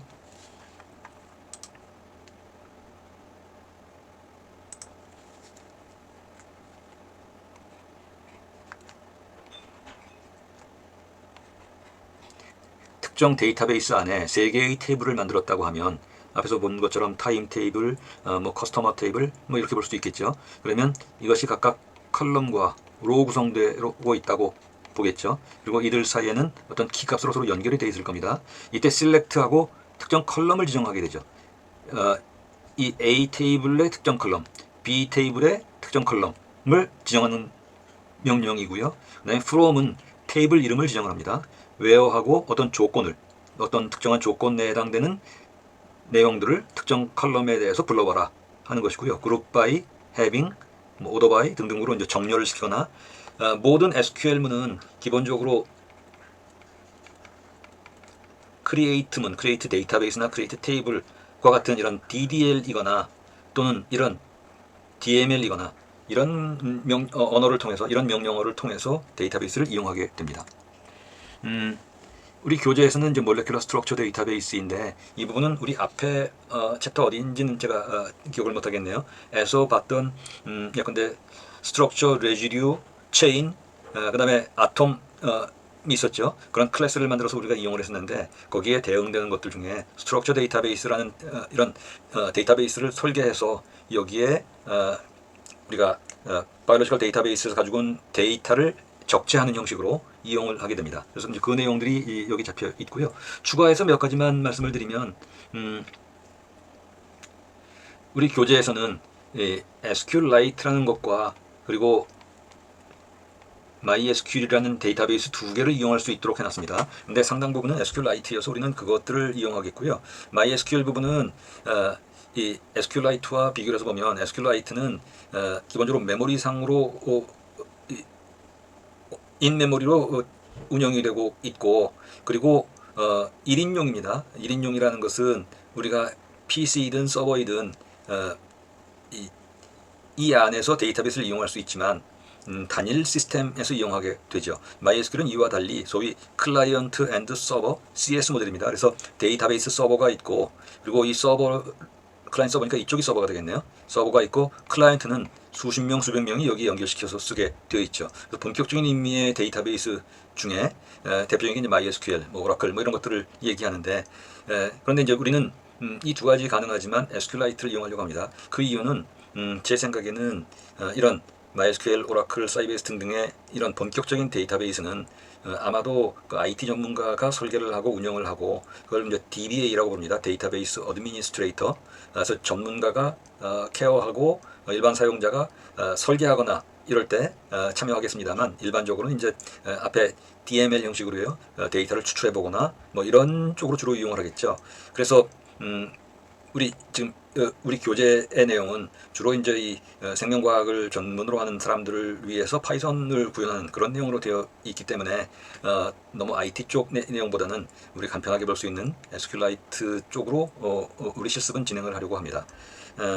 그러나 양쪽의 SQL문은 거의 비슷하기 때문에 이 필요하다면 얼마든지 MySQL로 확장이 가능할 겁니다. 일반적으로 MySQL이나 이런 데이터베이스 서버요, 이쪽 부분은 대부분은 서버 쪽, 주로 이제 리눅스나 이런 대형 컴퓨터에 설치를 해놓고 그 다음에 클라이언트가 액세스하는 형식이 되죠. 우리 경우도 그게 물론 가능합니다만 편의상 진행은 SQLite로 진행을 하겠습니다.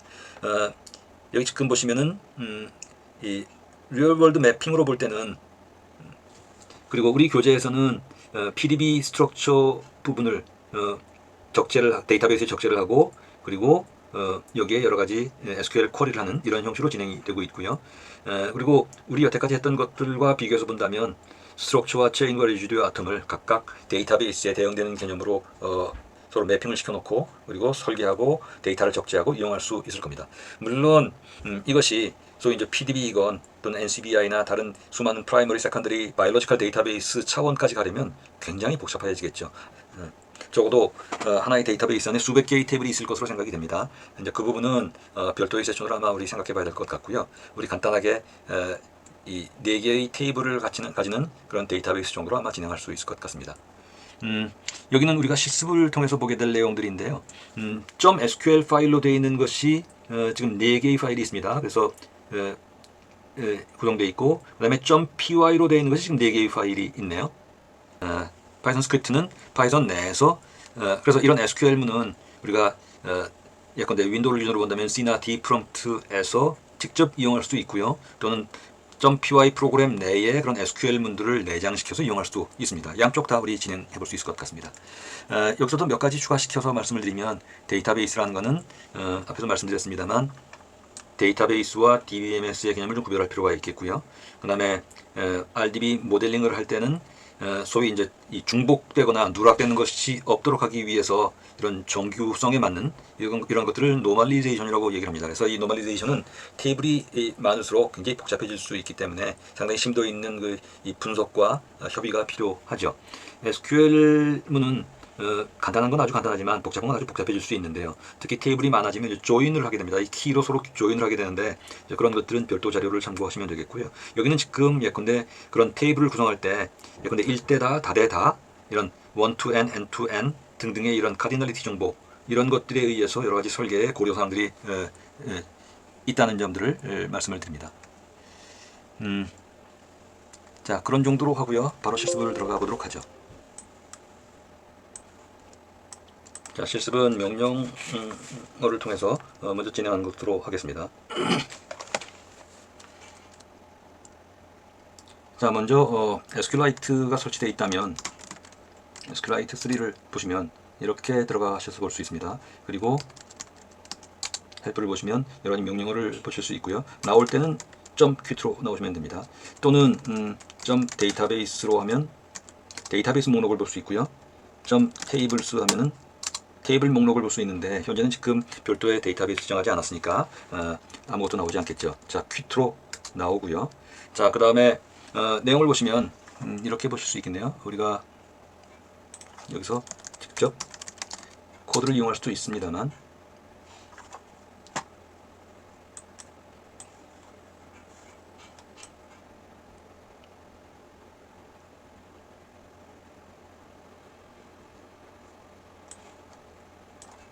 지금 이렇게 되어 있죠.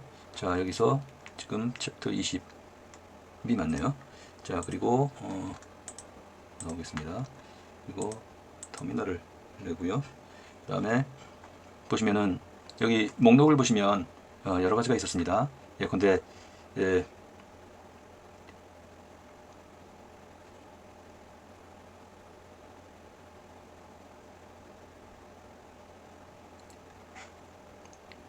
예컨대 clear structure를 보시면 delete from structure, structure delete하는 명령이 있고요. 또는 drop table. 그래서 데이터베이스를 딜리트하고 테이블을 드롭하고 뭐 이런 명령어들이 전부 SQL 명령의 일종이죠. 그리고 create person 하면 person이라는 이름의 테이블을 만드는데 이 테이블은 컬럼이 지금 3개입니다. first name, last name, birth year. first name은 variable 캐릭터의 30개, 캐릭터 30개인데 30개 이내의 값을 가질 수 있는 것이죠. 빈 값은 있을 수가 없고 항상 언제나 어떤 무엇인가 값이 있어야 정상적인 하나의 레코드로 추가가 될 겁니다. last name 마찬가지고 birthday는 인티저로 지정이 되어 있습니다. 그리고 키는 primary 키로 first name과 last name을 합쳐서 키로 잡겠다 하는 것이죠. 스트럭처 테이블은 우리가 앞에서 봤던 스트럭처 클래스 있죠. 여기에 대응돼서 테이블을 구성하고 그 안에 데이터베이스로 데이터를 적재시키겠다는 것인데 id 값은 인티저이고 각각 여러 개의 컬럼을 놓고 그리고 키는 id 값으로 잡겠다는 것이죠. 자, 이런 식의 SQL문들이 있습니다.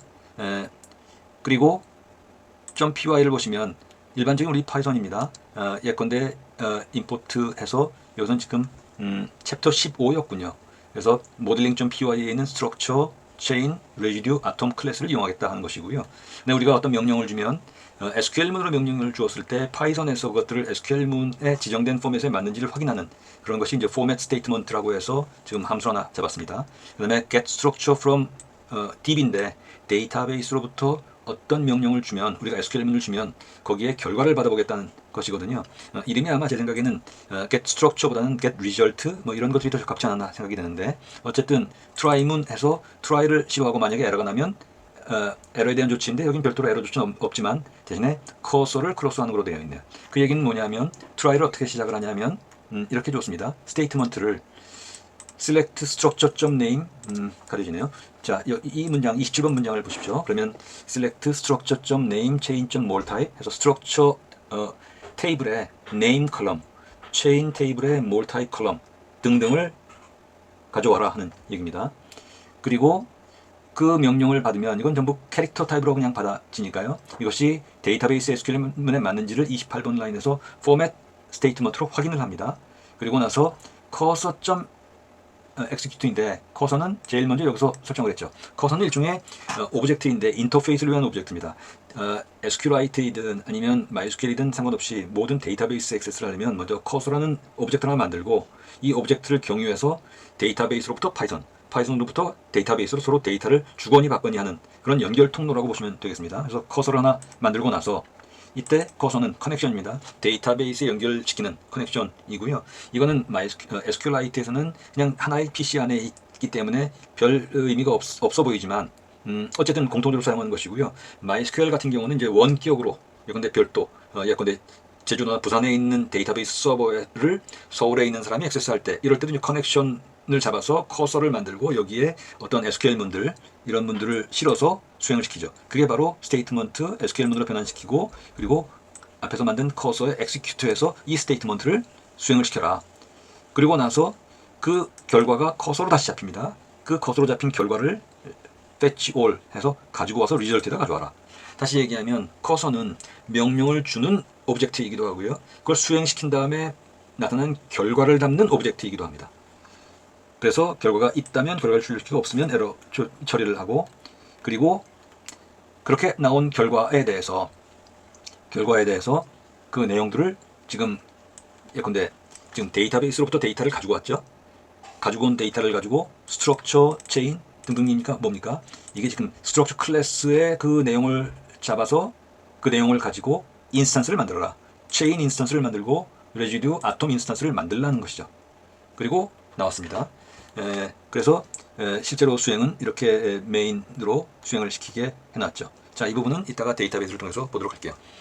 그래서 다시 돌아와서 지금 이 부분에서는요, 이렇게 이용하시면 되겠습니다. 예, 근데 여기서 SQLite 3라는 명령 우리가 들어갔었죠. 우리가 여기서 파이썬 명령을 여기서 우리가 SQL을 직접 쓸 수도 있는데요. 그 얘기는 뭐냐면 SQLite로 들어가서 이 안에서 여러 가지 쿼리문을 이용할 수도 있고요. 나와서 여기서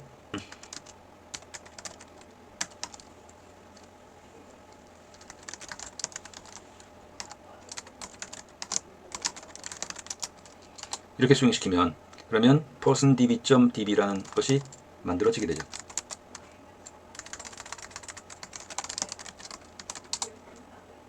persondb.db라는 것이 만들어졌습니다. 그러나 만들어졌지만 데이터베이스 안에는 이 데이터베이스 안에는 테이블 하나만 있고 데이터는 아무것도 없는 상태이죠. pdb 파일로부터 내용을 읽어서 데이터베이스에 적지 않은 그런 내용을 한번 보겠습니다. 그것은 여기 보시면은 addstructure.py에서 그것이 가능하죠. 여기 보시면은 format 있고 addstructure 있고 우리가 앞에서 본 내용입니다. try문 등이 있고 그리고 실제로는 pass 정의를 해서 아규먼트를 지정하고 아규먼트가 3개인 것을 지정했습니다. 3개인 것을 원칙으로 삼고 있고요.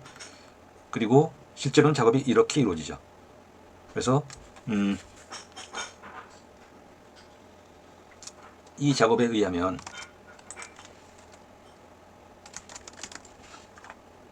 복잡하니까 이렇게 하죠. 이렇게 먼저 해야겠네요. 데이터베이스를 먼저 만들어야 됩니다. 그래서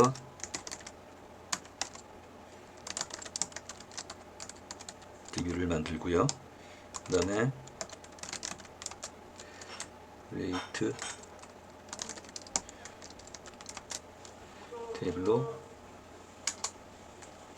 만들고 그리고 그러면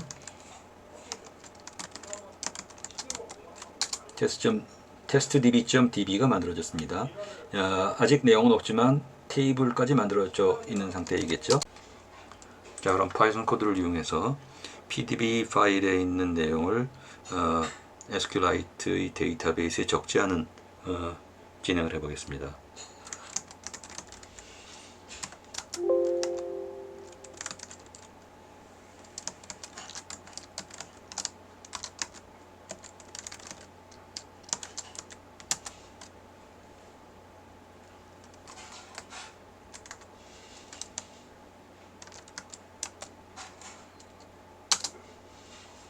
그래서 testdb를 만들었고요.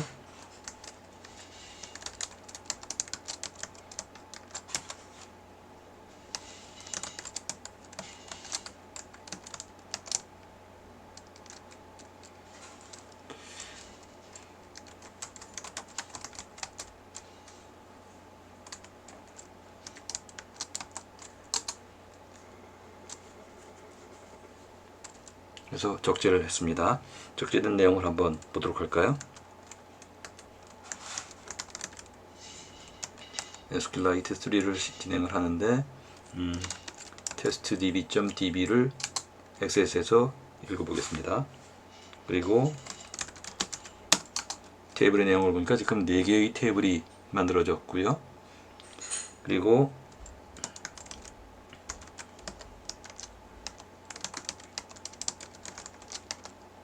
여기 지금 대문자 소문자 부분은 그냥 규약에 의한 것이고요. 사실은 SQL 명령을 소문자로 해도 인식은 합니다.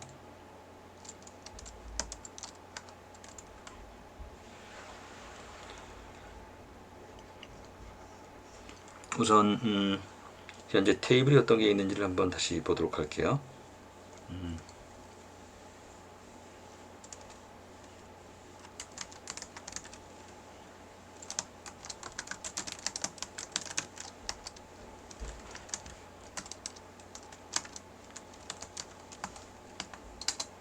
보면 이런 SQLite 안에 있는 마스터 테이블을 통해서 실제 유저 테이블들이 관리되고 있다는 것을 우리가 볼 수가 있습니다. 스키마를 한번 보도록 할게요. 스트럭처 테이블의 스키마를 보면은 이렇게 만들어져 있는 것을 볼 수 있고요. 이건 전부 앞에서 우리가 봤던 as structure에 의한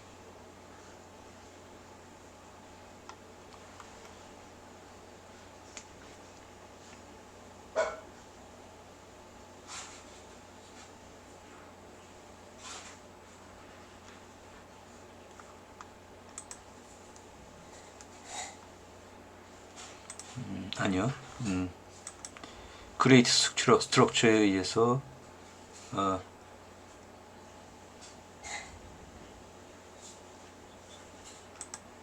create. 자, 이 내용은 전부 여기 지금 create structure.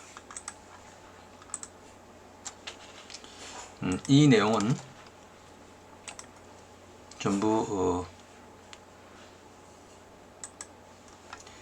create structure tables 이 명령에 의해서 만들어졌던 것이죠. 마찬가지입니다. 점 스키마의 체인을 통해서 봐도 이런 SQL문을 통해서 테이블이 만들어졌다는 것을 우리가 볼 수가 있습니다.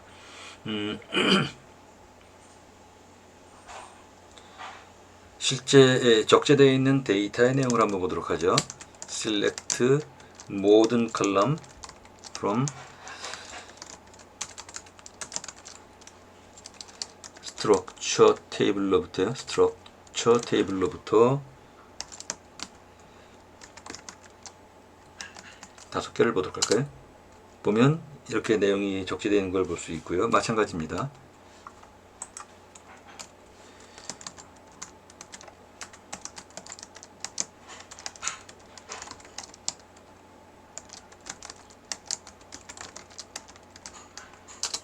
열 개의 내용이 지금 나오는 것을 볼 수가 있죠.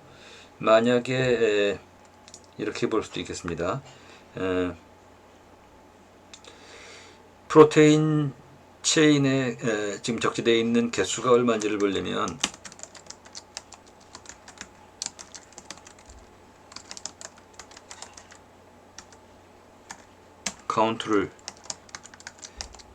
카운트란 이름으로 해서 보는데, 여기서 from chain 테이블이고요. 그리고 group by 뭘 타입으로 해서 보면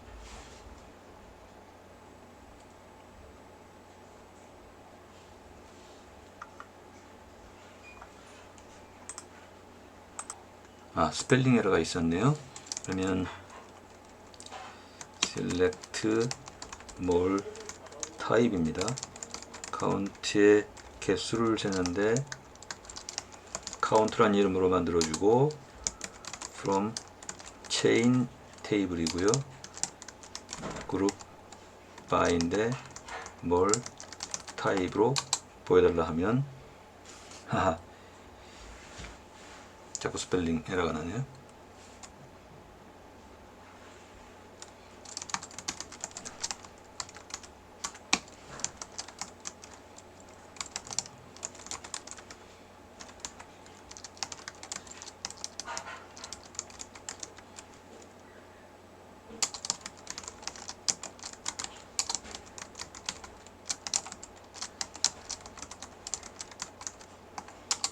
이걸 통해서 지금 프로테인 40개 들어있다는 것을 우리가 알 수가 있죠.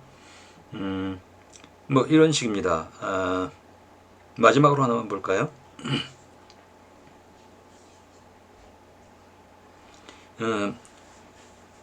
주어진 스트럭처로부터 알파 카본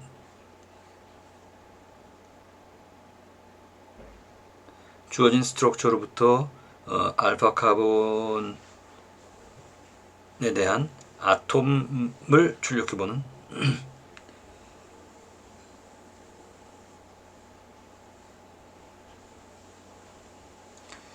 자, 그러면 마지막으로 조금 복잡한 SQL문을 한번 수행시켜 볼까요?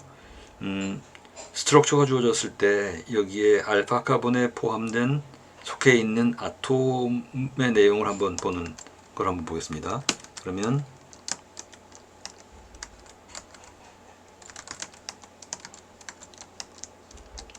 아톰 네임으로 이름을 붙이고요.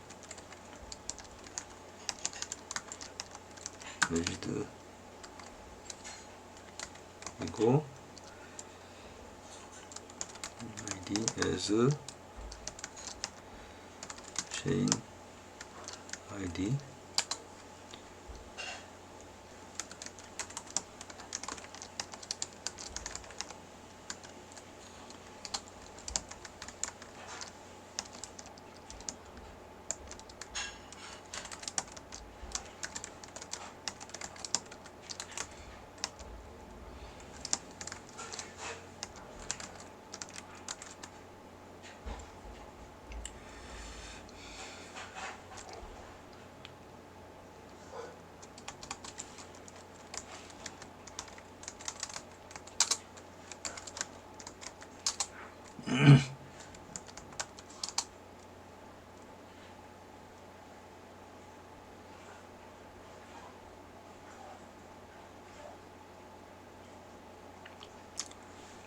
자, 다시 쿼리를 다시 보도록 하겠습니다. 자, 그러면 SQL 쿼리문을 직접 수행하는 것들을 한번 보겠습니다. 먼저 시작을 할 때는 SQLite 3에 test db.db를 열어달라 이고요.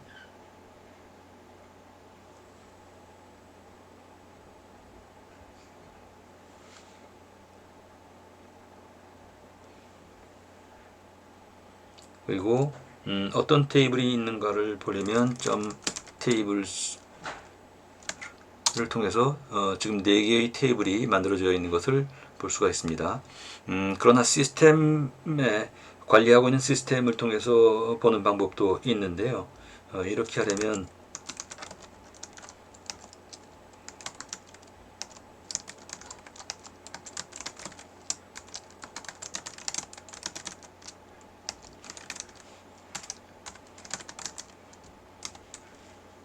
을 통해서 볼 수도 있습니다. 자, 이런 명령을 통해서 실제로 SQLite에서 관리하고 있는 관리 테이블에 SQLite 마스터라는 테이블이 있어서 거기서 타입이 테이블인 것들을 열어봤죠. 그리고 실제 스키마들을 지금 각각의 테이블에 있는 스키마들을 볼 수도 있습니다.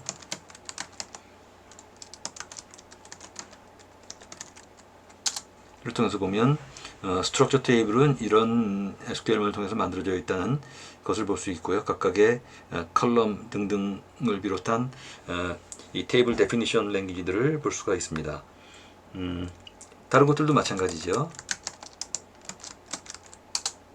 체인 테이블을 만든 것들이고요. 자, 그 다음에 실제 데이터 수록되어 있는 것들을 볼까요?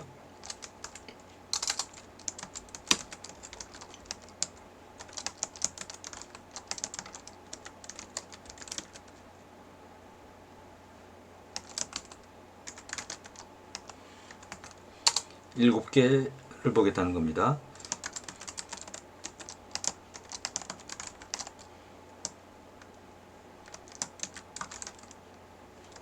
residue 이름은 굳이 대문자일 필요가 없죠.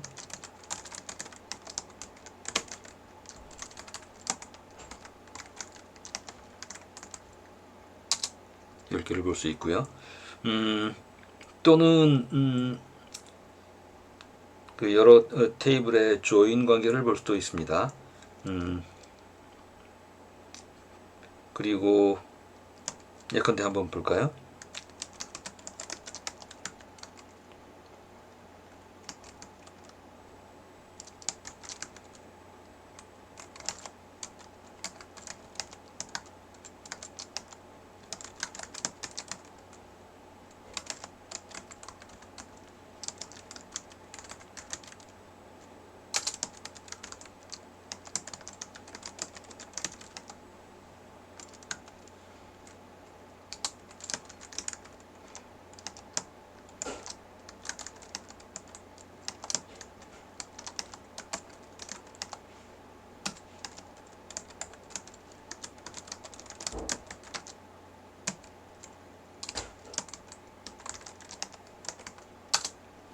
이렇게 되면 스트럭처로부터 셀렉트 해 오는데요. 스트럭처의 이름을 S라고 붙이고 약어로 즉 별명을 만들겠다는 겁니다.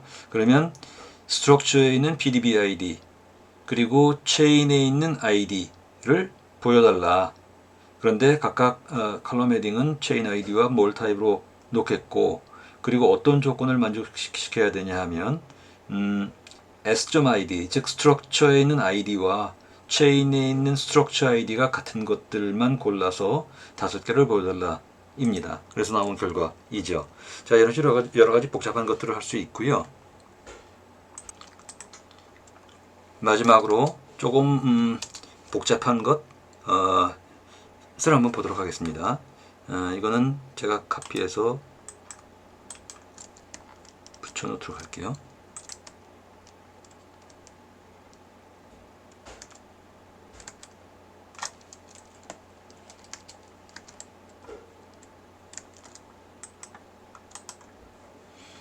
자, 이렇게 가져왔고요. 이거는 보시면 아톰 테이블에서 가지고 오는데 아톰의 이름을 A라고 별명을 만들고 그럼 아톰에 있는 네임 컬럼을 가지고 오는데 별명은 아톰 네임이라고 붙이겠다 이고요. 그리고 R은 레지듀를 R이라는 별명으로 만들겠다는 겁니다. 레지듀의 ID 필드를 가지고 오고 그 다음에 체인의 ID 필드를 가지고 오고 그러는데 조건으로는 레지듀 ID 아톰에 있는 레지듀 ID와 레지듀에 있는 ID가 같은 것 그리고 레지듀에 있는 체인 ID와 레지듀에 있는 체인 ID와 체인에 있는 ID가 같은 것 스트럭처에 있는 ID와 체인에 있는 스트럭처 ID가 같은 것 그런 조건을 만족시키되 서로 조인을 하는 겁니다. 조인은 서로 테이블을 연결시키는 거니까요. 그리고 그 상태, 서로 조인시킨 상태에서 마지막으로 어떤 조건을 적용시키냐면 아톰의 네임이 CA, 센트럴 알파 카본이죠. 알파 카본하고 그 다음에 S의 PDB ID가 1AFO인 것들을 가지고 와라 했더니 이렇게 가지고 왔죠. 이건 데이터베이스 지금 추출해 온 것입니다. 그래서 마지막으로 보시면 지금 직접 SQL문을 통해서 명령어를 이용해서 우리가 진행할 수 있고요.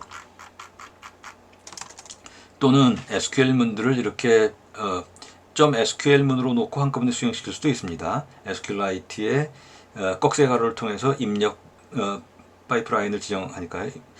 또는 .py 파일을 통해서 파이썬 내에서 펑션이나 이런 것들로 SQL문을 넣고 이용할 수도 있죠. 자, 이렇게 해서 챕터 20의 실습을 마치고요. 끝으로 약간 욕심을 내봤는데요. 오늘 챕터 19의 시그널과 그리고 챕터 20의 데이터베이스였습니다. 그 중에 특히 이 시그널 분석과 관련해서는 최근에 발표된 논문 하나가 생각이 나서 한번 수록을 해봤습니다. 여기 제목에서 보시는 것처럼 셀룰러 시그널 프로세싱을 커스터마이즈하는 얘기인데 멀티 레벨로 시그널 프로세싱하는 논문이었습니다. 논문은 여기 링크에서 받아보실 수 있고요. 여기서 보시면은 DNA, RNA, 프로테인 멀티 레벨로 시그널 프로세싱을 실시하는 예였습니다. 여러 가지 형태, 예컨대 트랜스크립션이나 또는 재조합 효소, 또 RNA 어셈블리, 프로테인 어셈블리 등등에 대한 시그널을 분석을 해서 다차원으로 분석하는 그런 예제였습니다. 여러 가지 장점이 있었고요. 이 부분은 이 논문에서 얘기되는 것과 우리가 오늘 시그널.py에서 바라본 것들이 서로 매치되는 분들이 많이 있어서 한번 수록을 해봤으니까 혹시 관심 있는 분들은 한번 살펴보셔도 좋을 것 같습니다.